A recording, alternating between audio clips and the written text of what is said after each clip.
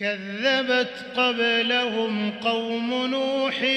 وأصحاب الرس وثمود وعاد وفرعون وإخوان لوط وأصحاب الأيكة وقوم تبع كل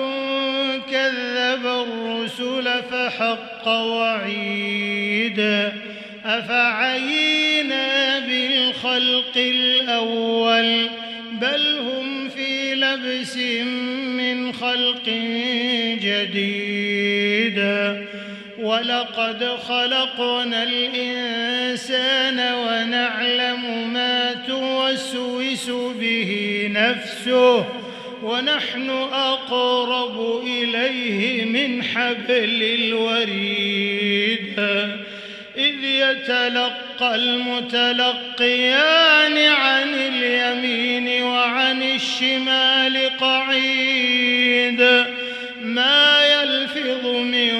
قول إلا لديه رقيب عتيد وجاءت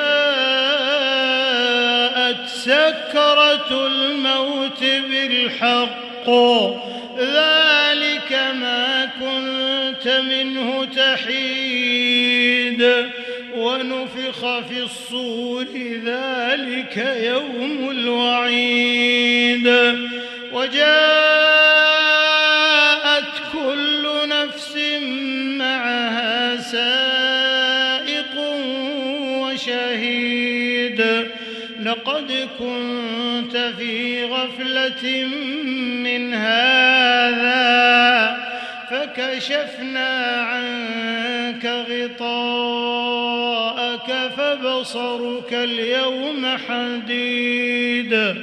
وقال قرينه هذا ما لدي عتيد ألقيا في جهنم كل كفار عنيد مناع للخير معتد مريب الذي جعل مع الله إلها آخر فألقياه في العذاب الشديد قال قرينه ربنا ما أطغيته ولكن